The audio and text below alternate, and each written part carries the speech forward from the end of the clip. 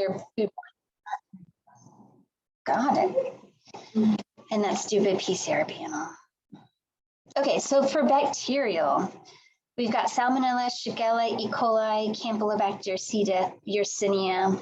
There's a few other ones that we're just gonna hit on the highlights. So for Salmonella, we've got typhoid fever and then non-typhy type Salmonella.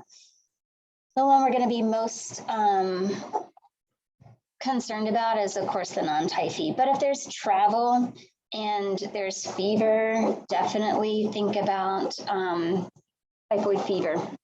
I've seen it. Have you seen it? Mm-hmm. We've seen it. Okay, so Salmonella, all of these bacterial causes are gonna give you bloody diarrhea sometimes. Most of the time, probably fever. And their incubation, their bacteria, so their incubation period is going to be, this one's a little bit shorter, but it's going to be a day to several days for incubation. So just kind of keep that in mind in these next bacterial slides.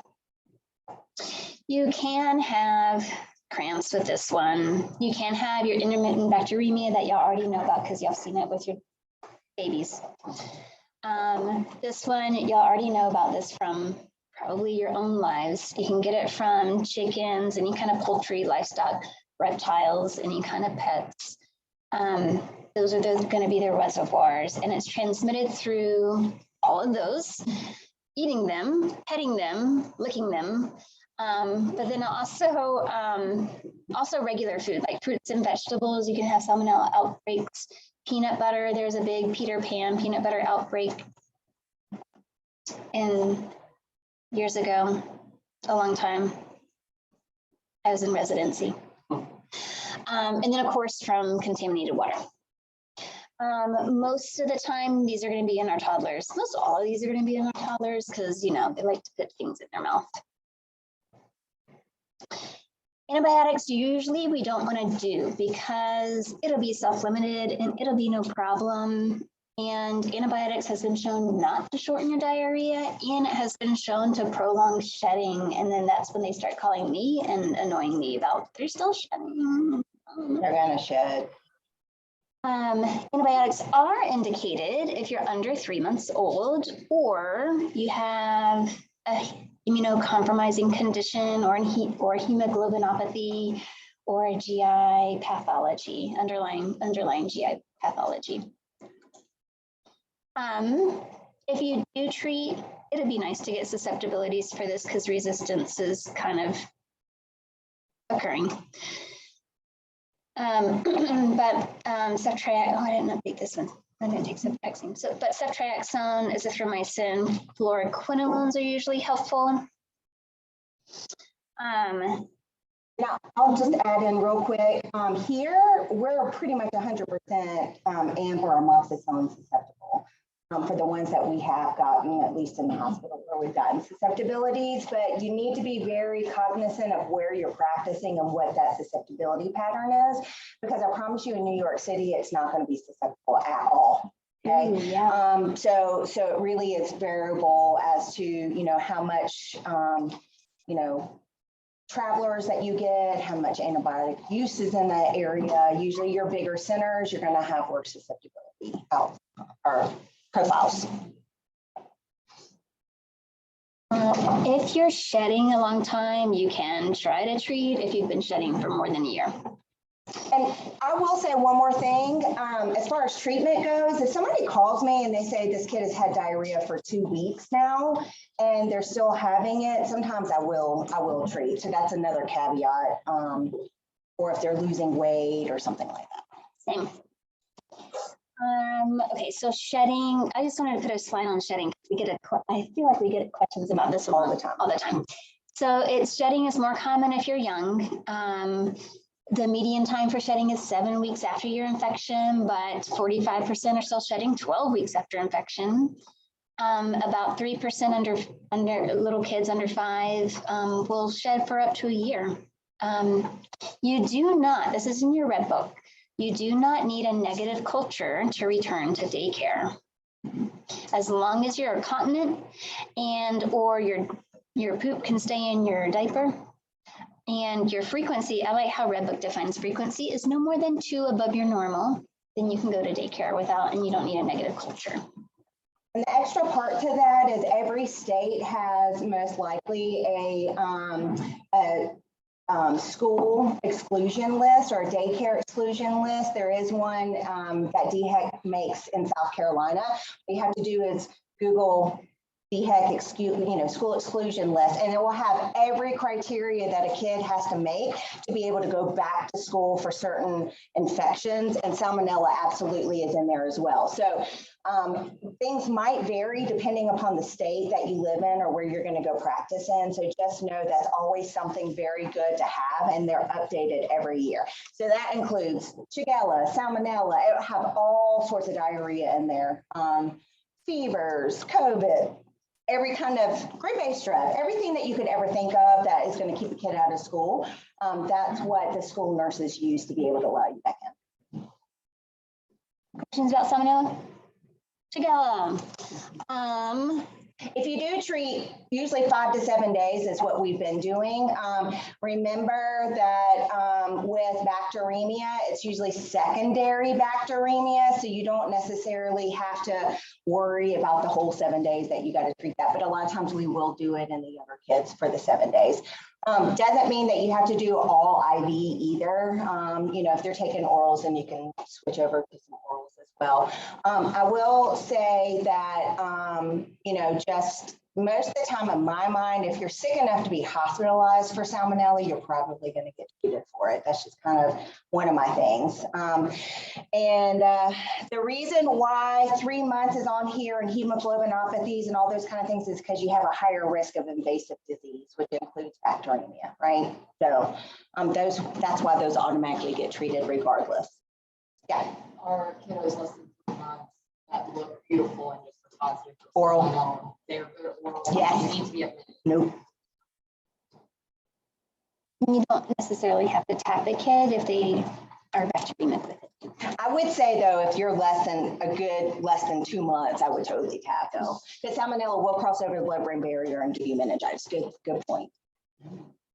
I don't know, maybe 6 weeks now. I don't know what the new guidelines are. So I've always gone by 2 months. What do you do? I've only been asked about 3 monthers. Oh. So hopefully you're about a 3-monthers. All right, Shigella. So I did not know this until I did this talk for y'all. Shigella infects the large intestine. That's why you get so much water. Yeah, and it also explains your tenesmus.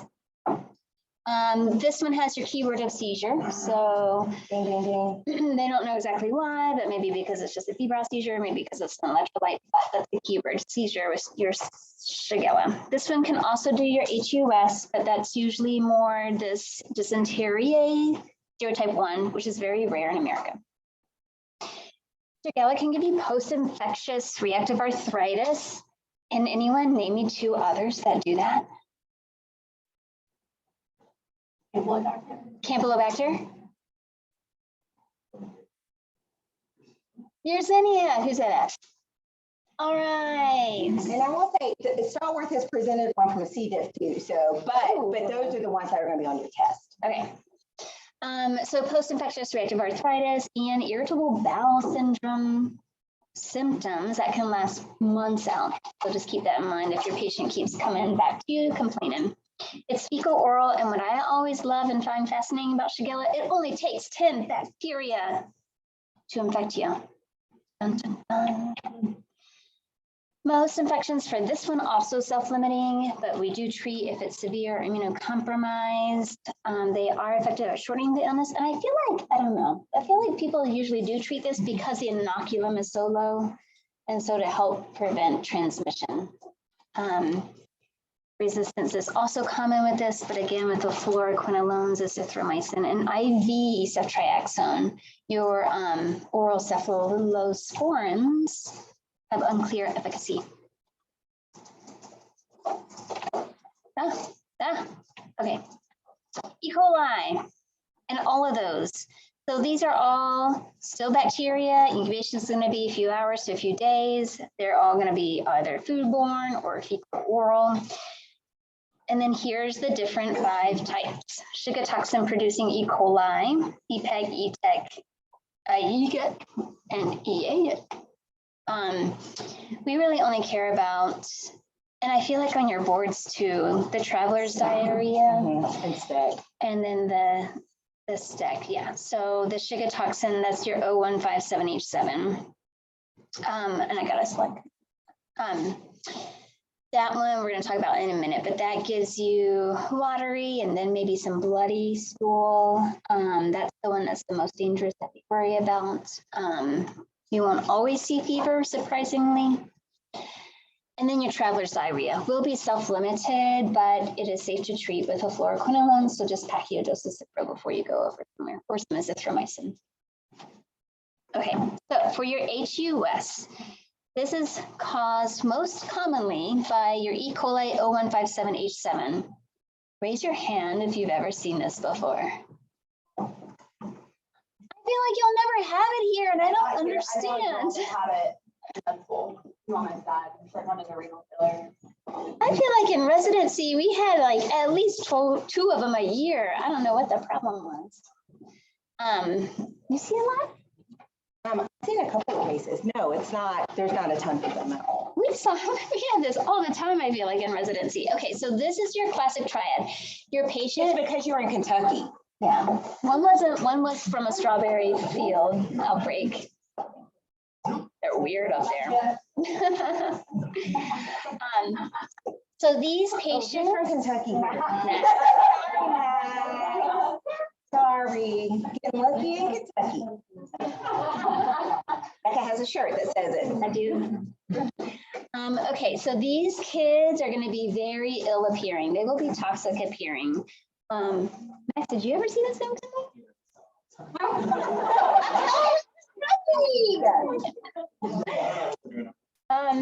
Obviously not washing your hands.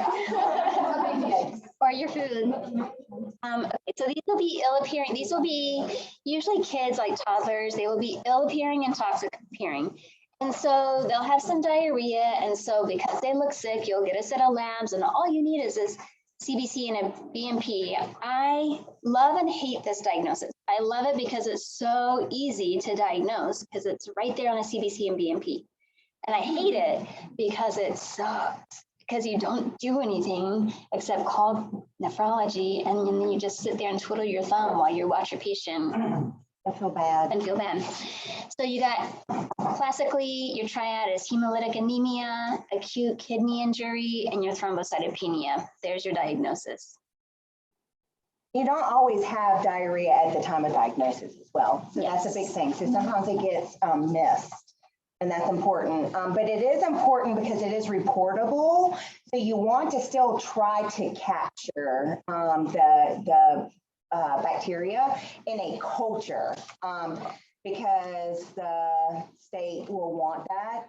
If you got it on a PCR, then they can take that sample and try to reverse plate it and see if they can get it to grow as well. So just FYI.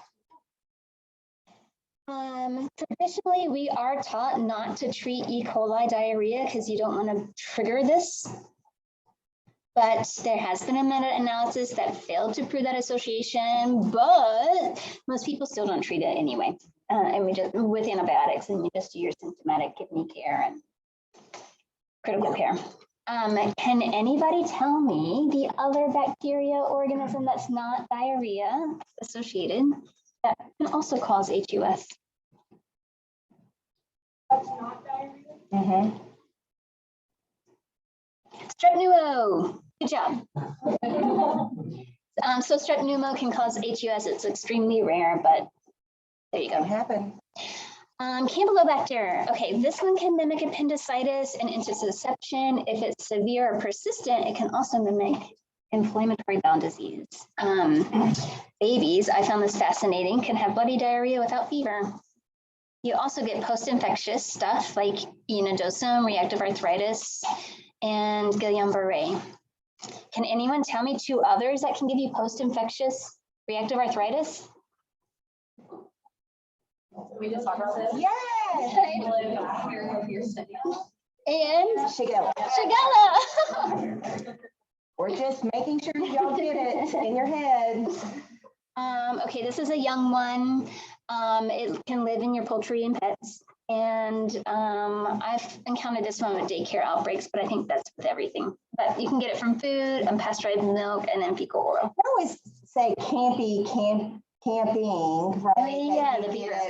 get it, and water because The beaver creeks. yeah, beaver creeks, because the beaver is your reservoir. So you're drinking beaver poop. Be careful. Beaver fever. You try on pictures. I did. I was just Kind of gross. cutting. No. I was going to go back and do pictures because this is a fun thing, so I saved that for the end. It's like pictures of poop. Or of animals taking poops. There's this one of a rhinoceros, and it's got projectile poop. But whenever I make a talk, the pictures are the funnest part. So I punish myself and I do the minutia first, and then I do the fun part with the pictures. And so I didn't get a chance to do pictures. Fine. All right. So Campylobacter, you can culture it, but it's on that PCR panel. And then treatment, if you're symptomatic, you can consider treatment with erythromycin and azithromycin. But you got a window of like, what's 4 days, 96 hours? You got a 4-day window to start treatment for it to be of any effect. Okay. C. diff. Oh yeah, I got that one. Because that one was pertinent. So C. diff, you can have anything from asymptomatic carriage to toxic megacolon and death. Your severe disease is going to be more common if you're neutropenics or leukemia patients, if you have IBD or Hirschsprung's, and then of course our adults. Colonization rate, this is so important. A lot of babies are colonized with C. diff. And studies have actually looked at why they are carrying C. diff but don't get symptoms.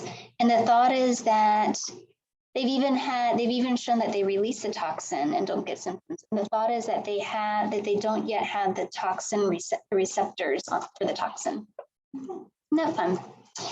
So keep in mind, babies, about half babies are going to be colonized. So just keep that in mind for this talk, for the next slide, and clinically. By the time you're age 5, about 5% or a little bit less are going to be colonized, and that's kind of the known adult rate too. And then hospitalized adults / kids can have a 3 to 26% rate of colonization. C. diff can be fecal oral, of course, hospital acquired, but also keep in mind we've got community acquired where there's no antibiotic history, but antibiotics is a risk factor. Classically, in your textbooks, you'll hear about clindamycin, but really any antibiotic can do it for any amount of time. And I usually see it with cephalosporins. But I see it. Yeah. But also risk factors, keep this in mind clinically too. If you have a kid who's on a PPI, or if you got a kid with any kind of tummy tube, so an NG tube, a G tube, a J tube, or if they have gut pathology or recent gut surgery, and then of course, immunocompromised people. Infection controls, very clear on this. You must wash your hands to kill the spores. Kind of like the friction makes them go off. You cannot use hand sanitizer. Okay, so diagnosing this is my little soapbox. So whenever you're getting a lab, I had my peds nephrologist in med school. She used to always say, you may have heard me say this. She used to say, drawing a lab is like picking your nose in public.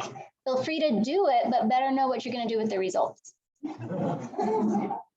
So whenever you do a lab, draw any kind of lab on a kid, on a patient, know why are you doing the lab and what are you going to do with the results. Specifically with C. diff, but also other tests, always ask yourself, what exactly am I testing for? So this PCR, what are you testing for?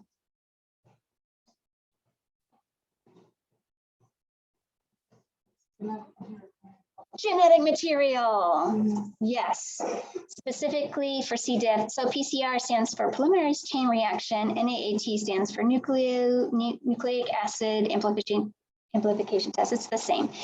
So if ever you've done any of this in some kind of benchtop work or lab, you know that you are taking a gene product and isolating that one tiny little gene and then multiplying it in your machine so it can be detectable. So in the case of C. diff, you are isolating the gene for the toxin. And if it's positive, that means what?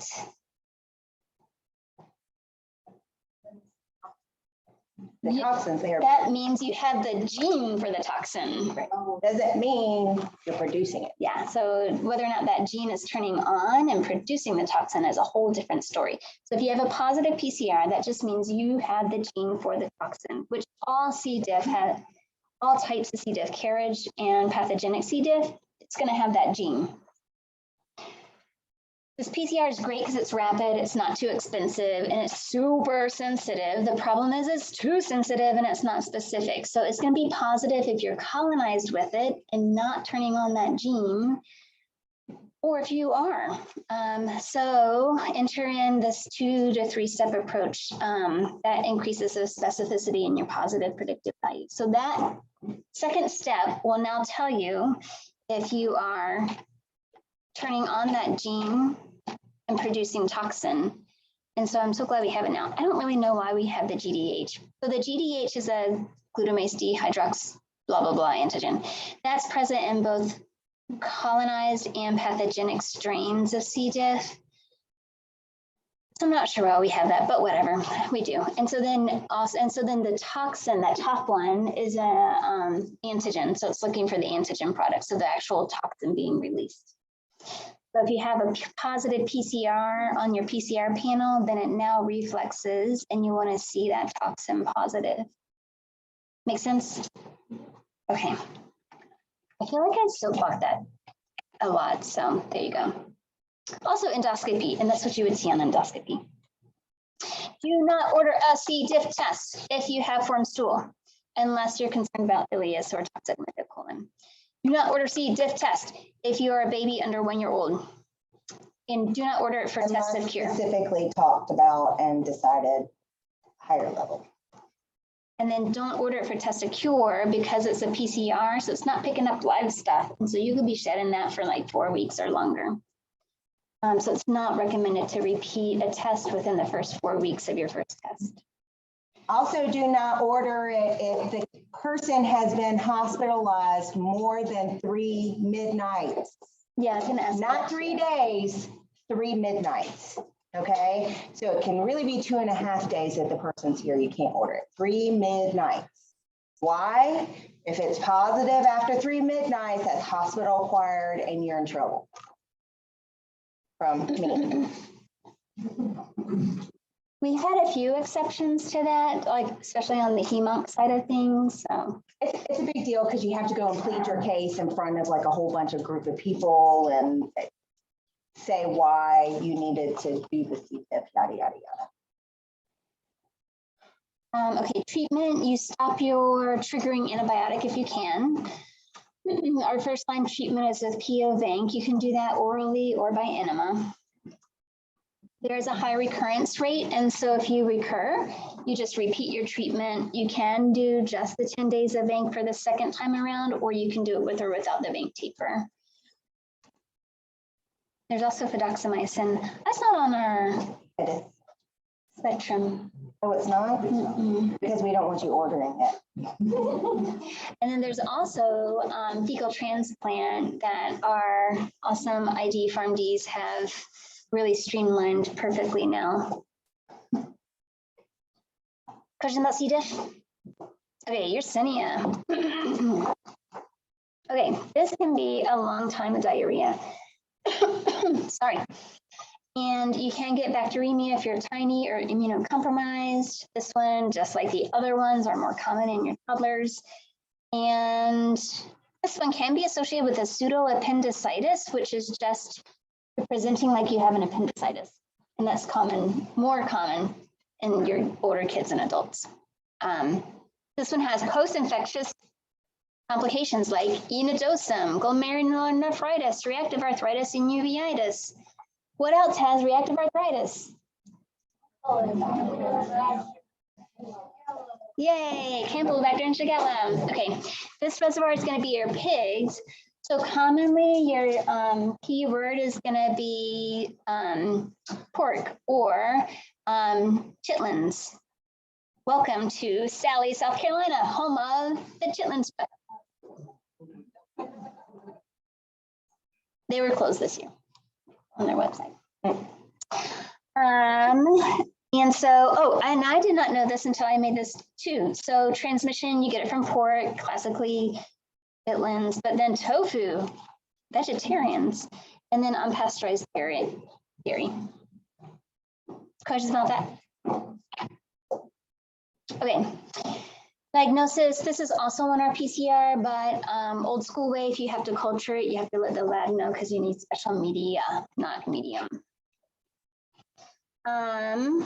If you are a normal person, you just do symptomatic care and you don't necessarily have to treat it. But if you're a baby, if you're a neonate, you need a TAP and then you need antibiotics. And if you're immunocompromised or if you have gastrointestinal symptoms, you also need to treat with either a third generation cephalosporin or those.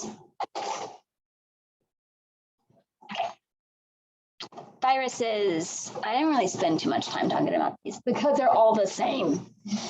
Adenovirus, Norovirus, Rotovirus, Saprovirus.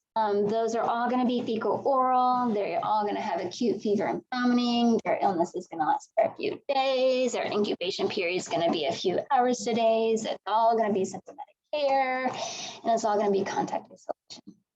Questions about those? So wait 1 second. So we already said C. diff, you have to wash your hands, right? There's 2 other organisms that you have to wash your hands with. I don't know this. Not cantaloupe. No, GI, Cooper. Norovirus is the second one. Frank's stool on your hand.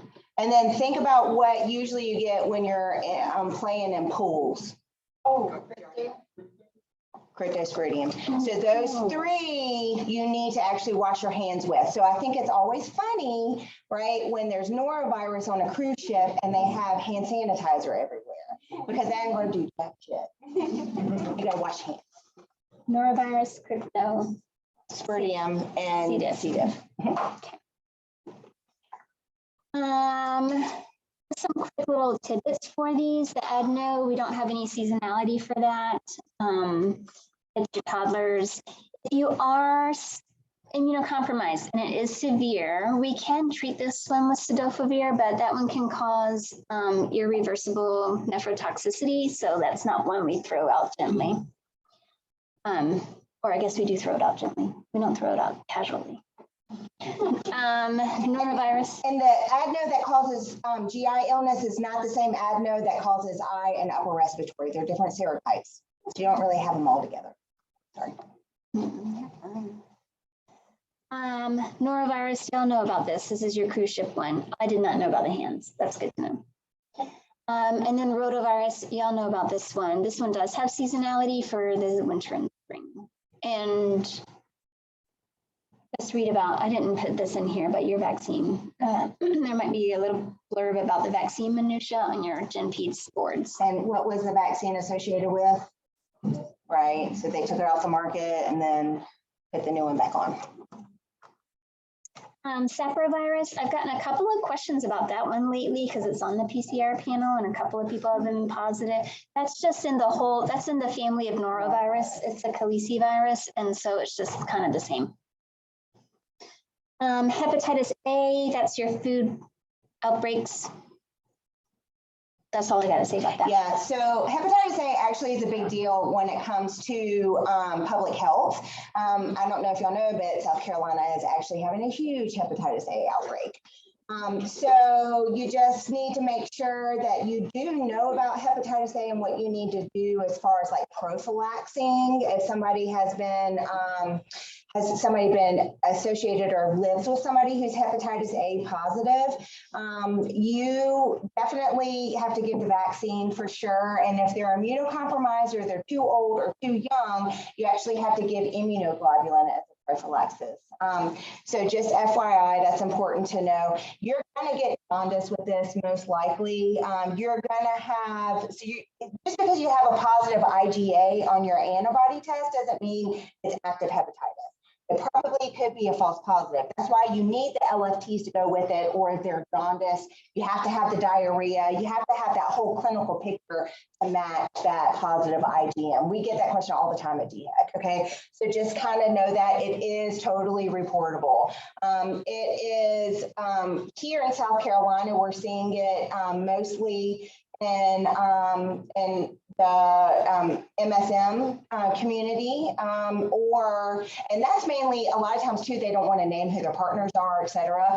But then also in the drug user community as well. So just FYI, that is something that you kind of need to know about. Is this vaccine mandatory? It is. Okay. So for school age kids, yes. So you have to start doing it. And I forget what year. I mean, it's now like starting next year. I think you have to be up to date with hepatitis A. Did I make that up? That's Vibrio. What was the outbreak like a year? With the oysters. Okay. But typically on your test, you're going to get oysters. It's going to be Vibrio. And then a really quick blurb about acute HIV. And we're almost, we have just a few more slides. Acute HIV can present with diarrhea just in and of itself, because I've taught some of y'all this already, but your gut-associated lymphoid tissue has a ton of CD4 cells in it. And so when you're first infected with HIV, it's going to go to that environment, deplete it. That leaves you open for translocation of bacteria. And so that can cause a lot of GI type symptoms. And so if you have a person coming in with a GI bug type of illness, diarrhea, whatnot, think about asking about risk factors for HIV. We've had several teens, older teens, young adults, referred to Dr. Amranath for concern of IBD, and then before he scopes them, he's caught a couple of them that have been HIV positive. So think about acute diarrhea illness. Also, because the parasitic things can also be transmitted through anal sex or oral anal sex, and they're common in the MSM population. So you could also have a new diagnosis of HIV and diarrhea from the HIV itself, but also a co-infection with a parasite. Okay, parasites, Giardia, Entamoeba. Those, I have slides on those. And then the others, Crypto, Microsporidia, Cyclospora, those are just more immunocompromised, MSM, foodborne. So I didn't really say too much. Most of the time they go, in a normal person, they're self-limiting, right? Yeah. All of these parasites are going to have the same incubation period of several weeks. So they're just slower. They present more, your incubation period is slower. Your symptoms are going to be more subacute or chronic. So Giardia, you can have a range from asymptomatic to debilitating disease. Classically on your keywords, it's going to be foul-smelling, greasy stool, flatulence, and anorexia. That's how you tell that one apart. I didn't know this until this talk, but kids with CF have an increased prevalence of Giardia. Did you know that? I didn't know that either. This has summer-fall seasonality to it. Also, a tiny amount of cysts, just like Shigella, can cause infection. And you can diagnose this with your stool O1Ps that you get times 3 with every other day collections, or you can do an antigen just on one stool, or I think this was, is this on the PCR too? Okay, that's also on the PCR. You want to choose the one stool, either the EIA or the PCR, because it's much more sensitive. Mm-hmm. We can treat this one with Flagyl or Tenetazole. I've never done that. I don't know if that would need a prior auth or not. I probably would. And remember, get on the Metro. Y'all remember that little, yeah, get on the Metro, Giardia, Entamoeba Histolytica, and T is trick. Get on the Metro. Those are all treated with metronidazole. Yeah, isn't that fun? We didn't have sketchy when I went through. We only had sketchy micro, but now there's like sketchy. Clinically, this is good to keep in mind. So if you have a patient with fever, mucus in the stool, blood in the stool, or eosinophilia, most likely that's not going to be Giardia, and you should think about other things, because usually Giardia won't present with any of that stuff. Okay, Entamoeba Histolytica or amoebiasis. You can also have asymptomatic to severe infection. It can just stay in your intestines and cause you diarrhea, bloody dysentery, tenesmus again, also usually no fever. Or you can have extraintestinal manifestations like your liver abscess. Oh, and you can also have an amoeboma, which is just a lesion of your colon that you might be able to palpate on your exam and sometimes can be mistaken for cancer. And then extraintestinal would be your liver abscess. So you can have either asymptomatic liver abscess, or it can cause you fever, abdominal pain, hepatomegaly, and it can rupture and kill you. And then disease is more serious in the young. You would do this one also on our PCR panel, but you can also do stool O&P, or you, if you're concerned about extraintestinal manifestations like a liver abscess, you can do an antibody test with the EIA. And then you can ultrasound that liver. You usually see it there. We do want to treat this one if you're asymptomatic, because we don't want you to spread it. And so you treat with those two that I can't pronounce. And then if you have a liver abscess, you need to treat both your intestine and extraintestinal, so metronidazole and your luminal amoebicide. Okay, we got 2 more slides. So other foodborne things, everything on that bacterial slide, but then also Staph aureus can produce a toxin, right?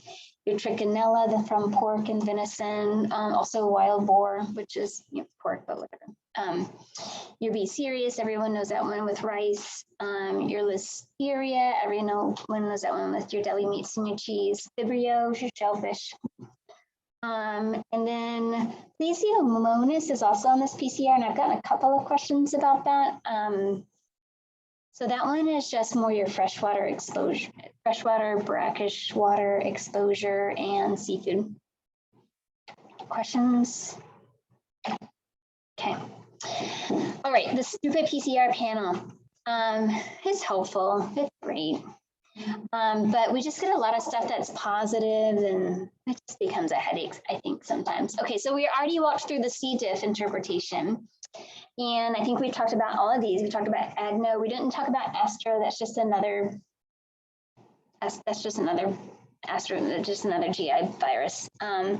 We talked about Campi, crypto, cyclo, entamoeba. Okay, all of these E. coli's, we get questions about that all the time. So I just wanted to point out, this is a quote from the Red Book. So all of those are becoming co-detected with at least one other non-E. coli pathogen, raising the question of the clinical significance. So usually I just kind of ignore that if they're positive for, it's usually like Salmonella and one of those. And so I'm like, I would just go with the Salmonella. And then we've got the Giardia, Sapro. That's it. Yep, we talked about everything. Yay. Questions? When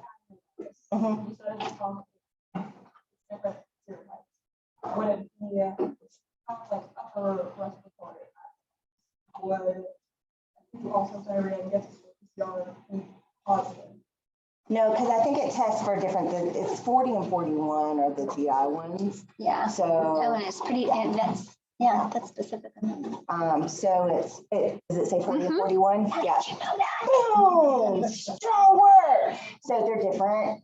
So if there's diarrhea and upper respiratory, I think it would be super rare that it would be both.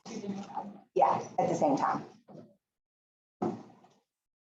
Yes, Keith. So for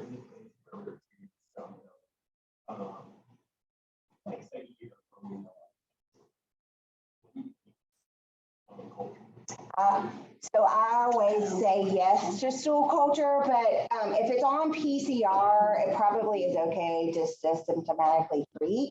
All of ours that we've gotten, most of them, the susceptibilities on are our blood isolates because they automatically do the susceptibilities on the blood isolates.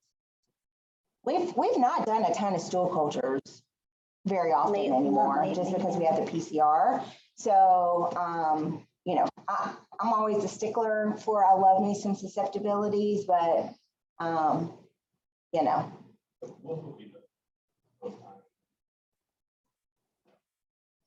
Over the PCR, good question. I think that if you are not worried about viral, because the culture is cheaper, right, than the PCR. So if you're not worried about a viral process, then I think, and you definitely think this is, you know, bacterial disease, then I think culture is cheaper. It just takes an extra day or two, right? Versus the PCR. So maybe in cost savings, you would get the stool culture instead if you 100% don't think that this is a viral illness. Does that make sense? It's probably not the best answer because most people are going to go for the PCR. It's just more expensive, and sometimes it gives you information that you don't want. How expensive? The PCR is at least that's what we're saying. It's at least $1,000, and the stool culture is probably about 500, somewhere around in there. But that's labor intensive, right? You know, and they have to select out and do all sorts of different stuff. So it's stool culture is not cheap. Cultures in general are not cheap. But now, if you are in an area where it's not as good as we have, where amoxicillin, you know, all of your salmonellas are sensitive to amoxicillin, or you have a patient that got salmonella from India or some other foreign country, Asia, South America, wherever, then I probably would culture it because then you are definitely worried about susceptibility profile and what to do for that, for sure. So that's why it's always good to get a travel history or figure out where the diarrhea is coming from. Okay. Yay. Bye. Thank you. We finished one. That was really good.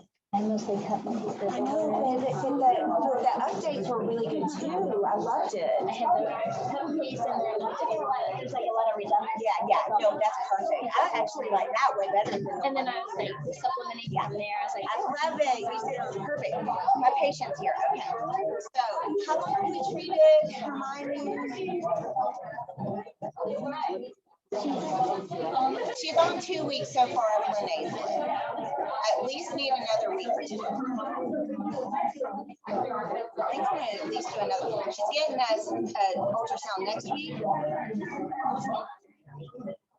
When was the last time you checked those prices? I don't think they're right anymore. Oh, what the one you say? I mean, that's, yeah. They're down to like $2 or $3 now. The PCR? Oh, no, that's a big difference. $300? Yeah. $1,000 was a long time. I mean, that's good to know, though. Yeah, that is good to know. I think everybody quotes Gambrel when he says that. I mean, I always thought that that's really what it